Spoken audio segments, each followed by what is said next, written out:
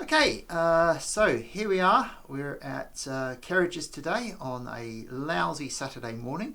We've just had I opened one of the closing events for the sort of season. So I'm sort of managed to squirrel Steve away into his office to have a quick chat about Kerridges, what they do, sort of the bit of the history of the company, also have a look around their facilities and sort of see what cars they've currently got in the workshop, see what they sort of got for sale at the moment, and a bit of company history as well.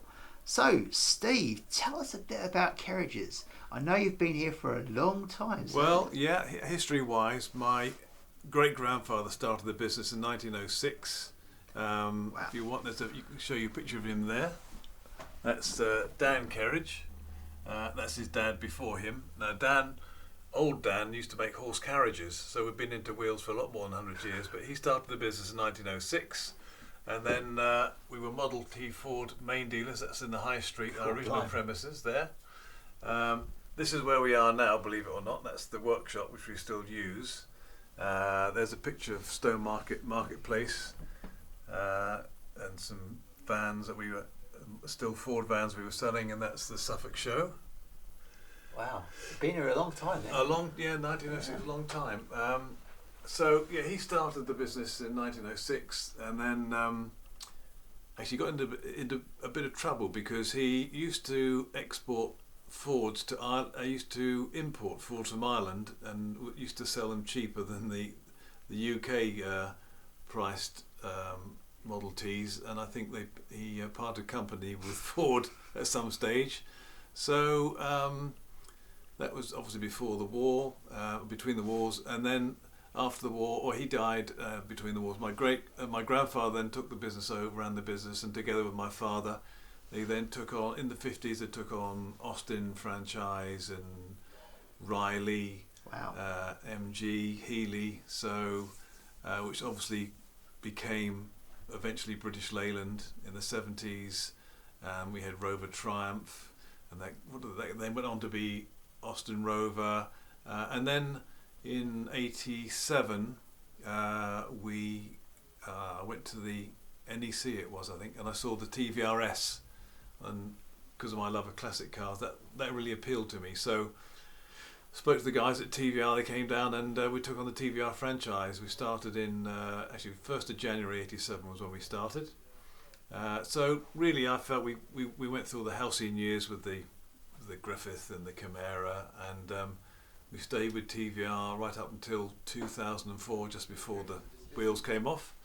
And in 2003 we took on the Noble franchise. That was a lot of fun. A couple of other TVR dealerships said, Steve, you've got to take on the Noble because they're such great cars, and it fitted in really well with us. And of course we still kept the MG Rover franchise going. And then in 2004, 2004 we parted company with TVR just before they closed down, and MG Rover closed down, and Noble stopped making cars. So we went from selling, like over 200 new cars a year to just being used car dealers. And then in 2008, MG started building the MG TF again, so we took that back on again, and sold MG right up until last year, 2020.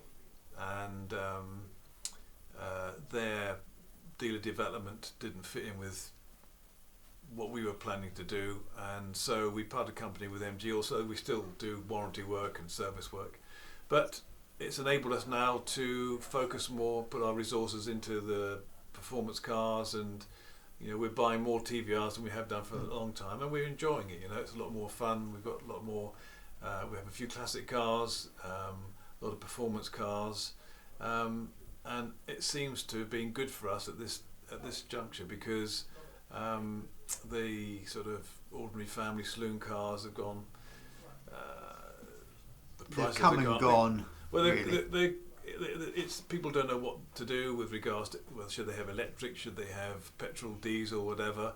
There's lots of question marks hanging over that, but the performance and classic car market, it seems to be really strong. Yeah, I know. I think a lot of people during lockdown, I think they consider their position, and there's a lot of guys who've been in to see me who I think decided during lockdown they've become an accidental saver, and they've got this money, and they've decided, I'm going to have that motorbike I always wanted, or that sports car. And so, TVRs and all the performance cars that we sell have done very well. In fact, getting the stock now is the problem.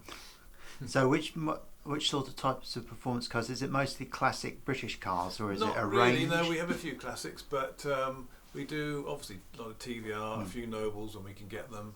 Do quite a few Porsches.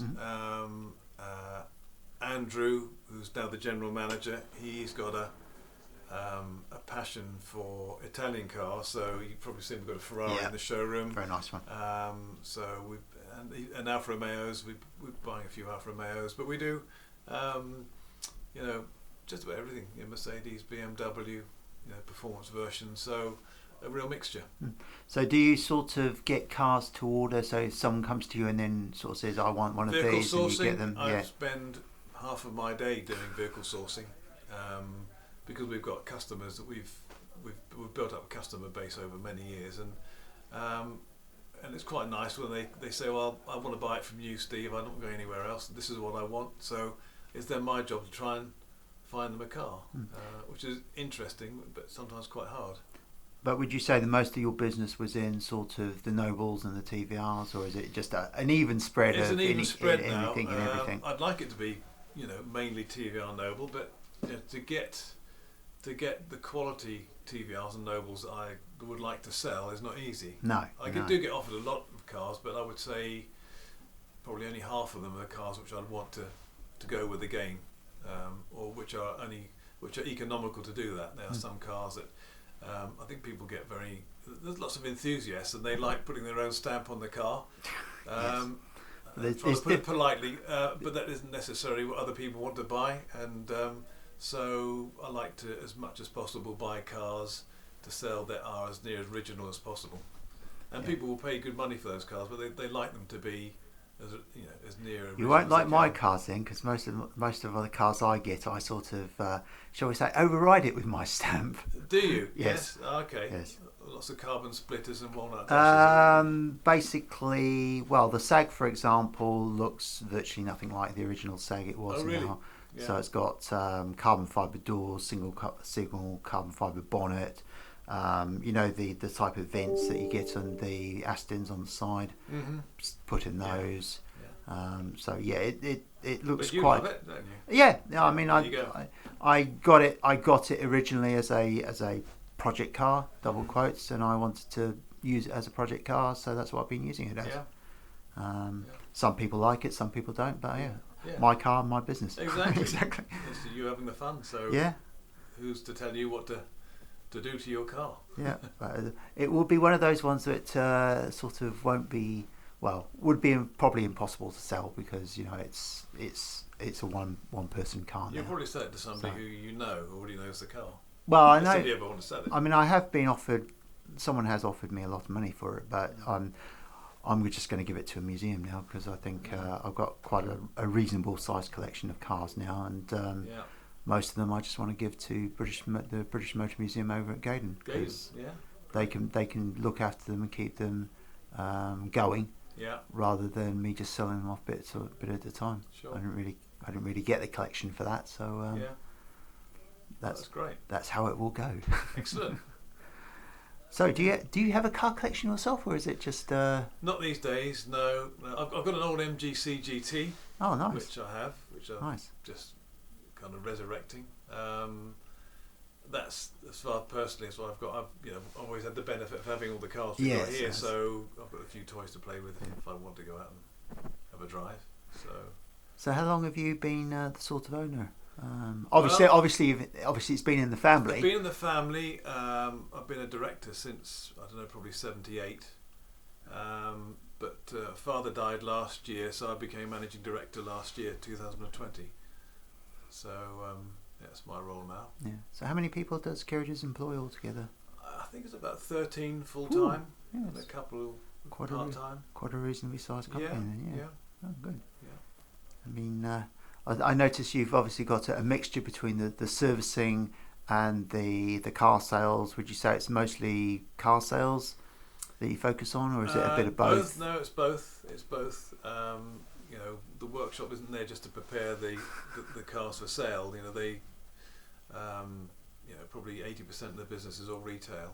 Oh, so, nice. Yeah, servicing and repairing cars, and they're an MOT testing station. So, yeah. A wide variety then. Yeah, cool. You could say that. Yeah. Right. Shall we go and have? I noticed there's lots of toys outside. Shall we go and have a look in the sales room? Let's go and have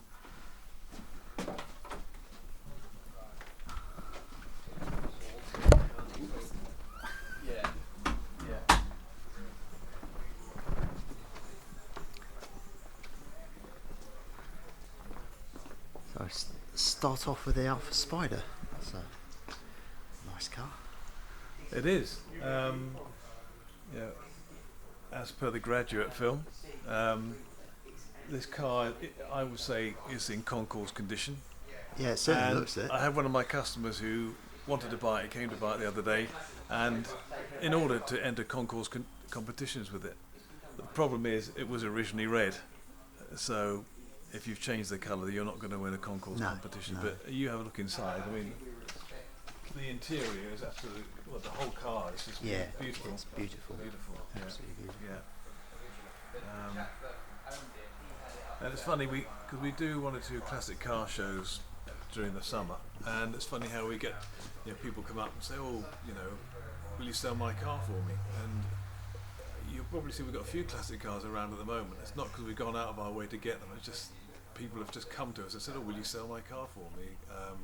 Although recently we sold an Audi R8. Didn't mention Audis, did we? That's a car. That's a brand we do sell quite a few of, and we sold an R8 recently, and we took in that MGTD there, that black MGTD.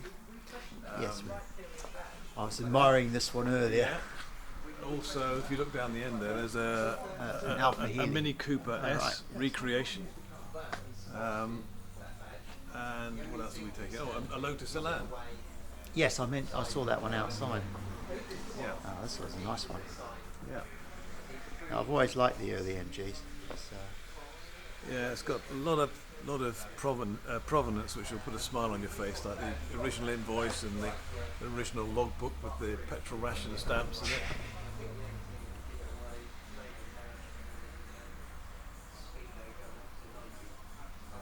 Yeah, you look at these, you always think of either a Morgan or a 1937 sort of classic pre-war car. I took it for a little drive before I bought it, and I could see myself having some fun in that. It's a delight to drive. You just got to be mindful of the brakes. Probably about 50% as efficient as what you're used to. You can see we had a Ferrari we bought recently. I haven't done many Ferraris in the past, but that one is a lovely low mileage one, so we bought that. There's a Healy 3000 there. It was the 100A actually, with a Healy 3000 engine in it.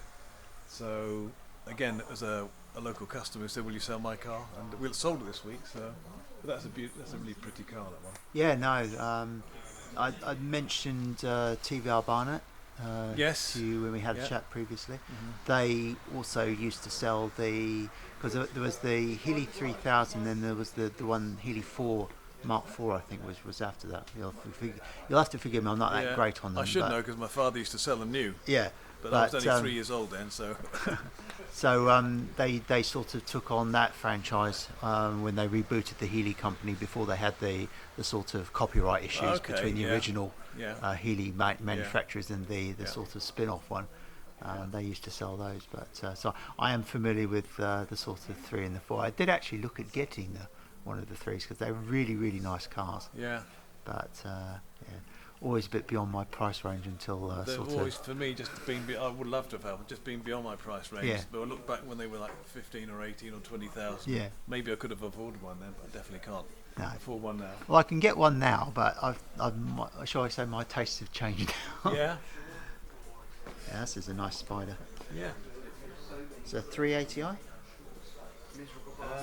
It's 360. 360. Yeah.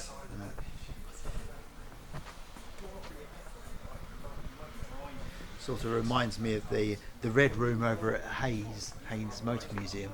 They have I've not been there. they have a red room which is basically full of red sort of cars, including a couple of these Ferraris. Yeah. No, they are nice looking cars. Not to my taste personally, but they are nice looking cars. No, I'm more of a coupe man. I like coupes. I'm honest. I like the Ferrari coupes.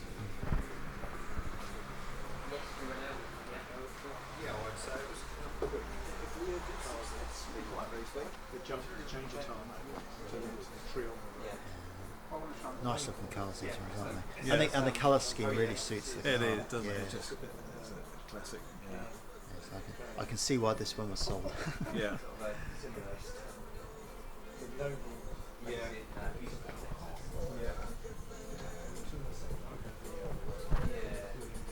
So how long did you have this one in before it actually sold? Well, we probably had it for about 5 or 6 weeks. Yeah. Come in quickly, sell quickly, yes. Yeah, that's about right. Yeah, 6 weeks is about average. And then we've got the little Mini Cooper S recreation, which is a dear little car. That is. Yeah, I mean, he was responding to the most recent post, whereas if he looked I was chatting with someone yesterday who still owns one of the early coupes. Coopers. Yeah. I think she had it. She had it when she first started driving, and she's still got it. Yeah, it's a lovely car. It is, and it's a great little car to drive as well. Yeah. It's got one of these short shift remote controls fitted to it. Ooh, nice. And I don't think I've ever driven a car with such a short throw. That's a lot of fun. And roll cage as well. Yes, if you feel you need it. Yep.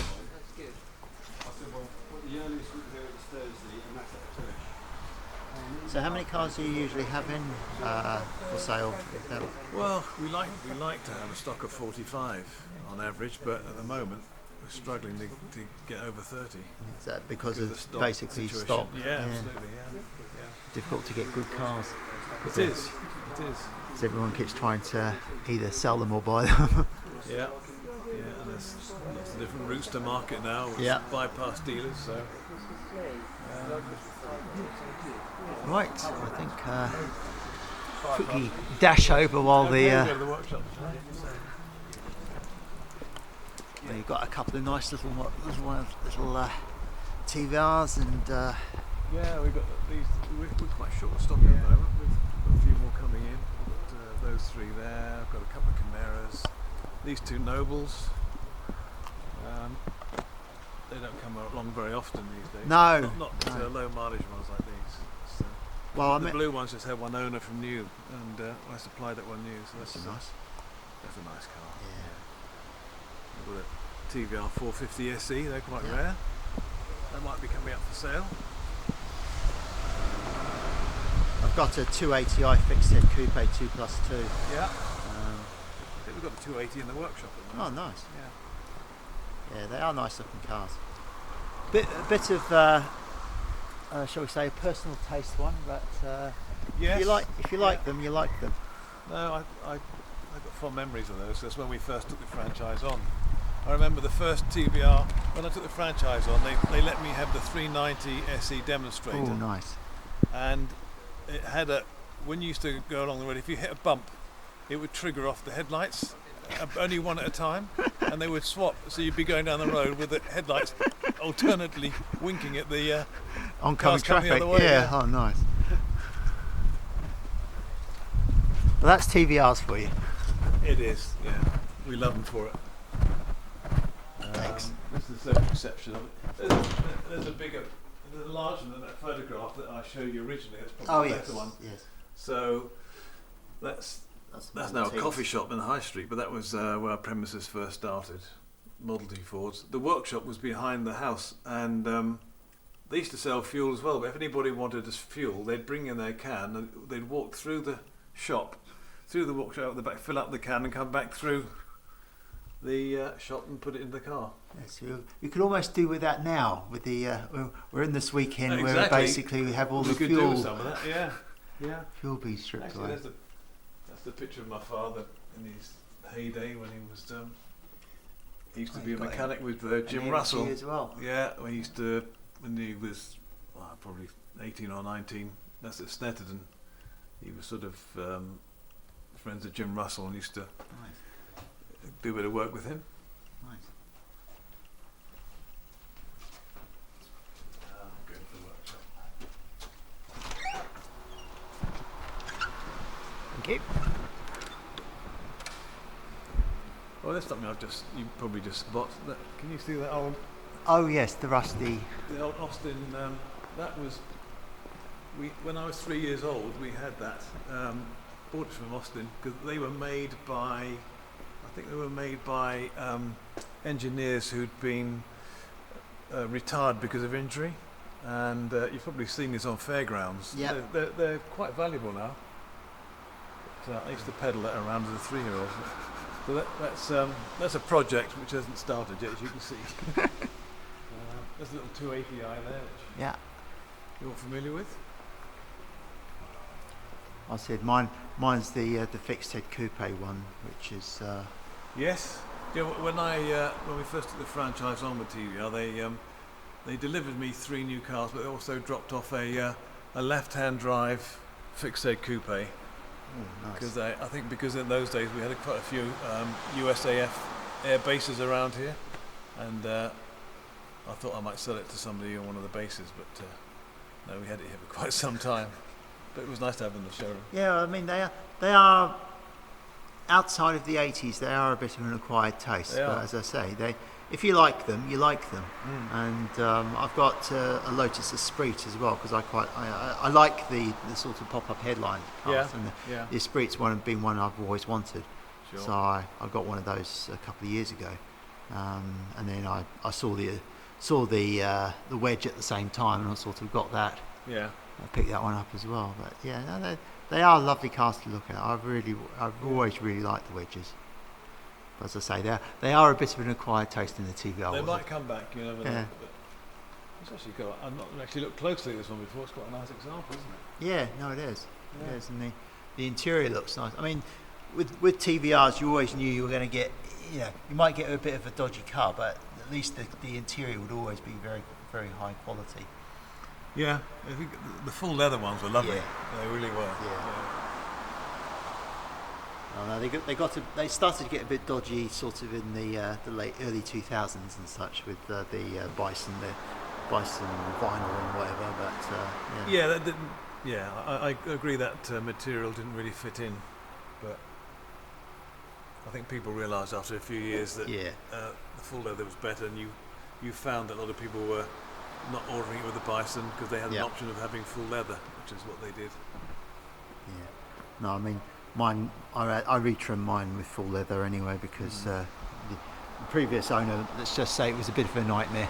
Yeah. An old project car that never got completed, so the interior was a mess. So I just stripped it all out and just redid it all. What, you did it yourself, or? No, I got a mate to do it. There's a guy called Mark. What's his last name? Mark Spider, I think. No, I can't remember his last name. Mark Webber, that's it. Mark Webber. Okay. Who basically trimmed it for me. Yeah. He's very, very, shall we say, well known in the wedge field. So he did the trimming. Took him about a year or so because he was just doing it as a part-time project.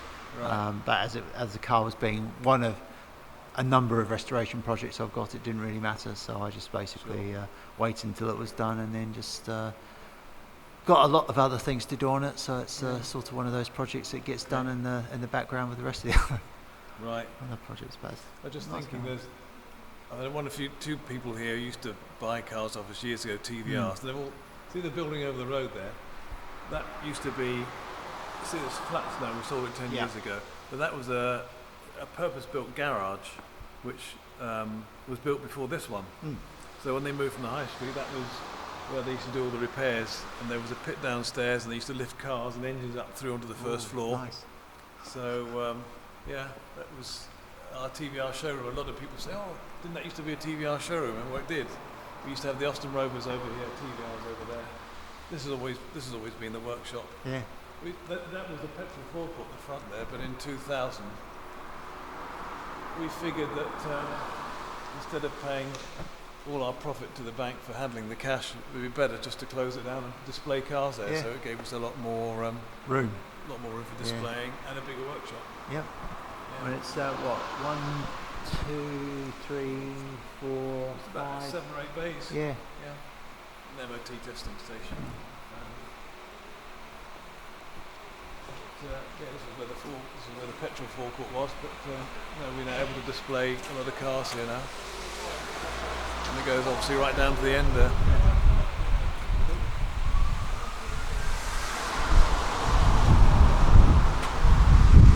See, I do like these older Mercedes there. It's in the SL, isn't it? That's yes. Yeah. 280 or SL 280 as they call it. That's a lovely. It's a really nice. They are lovely cars. Yeah, yeah. I've got a couple of newer Mercedes, but none of the older ones. I do keep having a hankering to get some of the older ones. Yeah. And another lovely one, which is the old Jaguar. It's a supercharged. Yeah. 2004. So, I suppose you could call them a bit of a taste of the time, really, because they haven't really aged well as a design, at least I don't think, but they do look nice. I think they still look. I like the proportions of it. Yeah, no, they. And that's got a supercharger on that makes this unique noise, which really you can hear it winding up, which is interesting. But that said, it's an incredibly refined car. Yeah. Incredibly refined. No, they were a beautiful car. In fact, I had a mate of mine who bought one about a year ago. Because one of their cars have always one of the cars that they've always wanted. Yeah. So they sort of bought it and then sort of kept it and used it as a daily driver ever since. So, Yeah. yeah. They go back under the camera. Yeah, I think that's a good idea. Yes, it's not exactly the sort of day you want to have an TVR open day on, is it? Really? Not really, no. But had a few cars turn out today. Yeah. I like the coffee. We don't normally have a coffee store here, but it proves a real hit today. Yeah. I think might be having him a little bit more often. Give us a wave. Yeah. Cool. Okay. I think that's that's sort of it. Yeah. Yeah. Okay. Great. Well. You see, you can see that there's quite a mix of cars we have now, which is that's sort of typical of how it is these days. Yeah. As well as the TVRs, we've got Maseratis. That's another brand that mentioned. Maseratis, do a few of those. And Bentleys. I don't know why we've done a lot of Bentleys this year. Continental GTs. Yeah. I think it's because Andrews, the general manager, used to work for Bentley and Maserati, so he knows far more about them than I do. So I let him buy the cars. Yes, I loved the Quattroporte when it came out, but again, that's a design I think which hasn't really aged that well. No, at least not to me. And no, you're right. I agree with that. And even the one we've got down the end there, on the brains, they still look beautiful, but they're starting to look a little bit aged now. Yeah, a little bit dated. That's where I think I noticed that we had a couple of Jaguar F-types come today. And I think those are lovely looking cars that really will stand the test of time as far as design. It's like made for us, we feel, Yeah. because I've got a lot of TVR customers who want a British car, who've got a bit of muscle, and they still look, and they've been out, what, 9 or 10 years? Yeah, now? about 10 but years. They still look current, they still Yeah, very no, contemporary, they sound great, they look great, and yeah, we do. I've got one coming in next week. We normally have one or two, but that's the car that's fitted in really well for us, Yeah. because being British and a big engine in the front rear-wheel drive. And I think they're a bit like the E-Type. The design will stand the test of time. Yeah, I think that one will. Yeah. I think it's one of those cars where it's not often that the convertible looks as good as the coupe, because Yeah. the coupes, the lines sort of continue to the back, and I think front engine rear-wheel drive coupes always look good. Sometimes the convertibles don't have that, the lines that sort of match up to it, but the F-Type does. I think Yes. It's a really nice looking convertible. Yeah, I always thought they were. When I saw the new TVR when it came out in 2002 14, wasn't it? 2014, Oh, 2015. I always thought that they borrowed the back from the F-Type. Yeah, I can see where they're coming from. Yeah, but never really sort of liked the way it was melded with the front of it. As a design, it just didn't really look good to me. I thought I just didn't really think it melded together. I do like the rear end of it, but it's a bit of a departure from the sort of TVRCC Yeah, we know. Too smiley at the front, I thought, and just didn't really. I like the back of it, but I just didn't really like the front of it, and I just didn't really think it melded well together. But well, we'll see. Fingers crossed. Yeah. Yeah. I think it's going to be a bit more of a miracle worker on that one than luck, unfortunately. We'll see. But we shall see. Yeah. Okay. Well, thank you very much for your time, Steve. You're welcome. No worries. Great for the open day, and thanks for that. Just as I say. Got some better weather for you. Yeah, as I say, we just seem to be hit by the double whammy of the sort of like the fuel weirdo that happened in the last 2 weeks and the weather. Yeah. But I think it was reschedule it for next year. Yeah, maybe. I mean, get better luck that time. But as I say, it's just been unfortunate. It's hit on the same weekend or same 2 weekends as this fuel ship. Yeah. Not really much you can do about that. Not really. Yeah, well, we'll see. Pub, I think. Yeah, I think a good idea. All right, well, thanks very much for your time, welcome. and we'll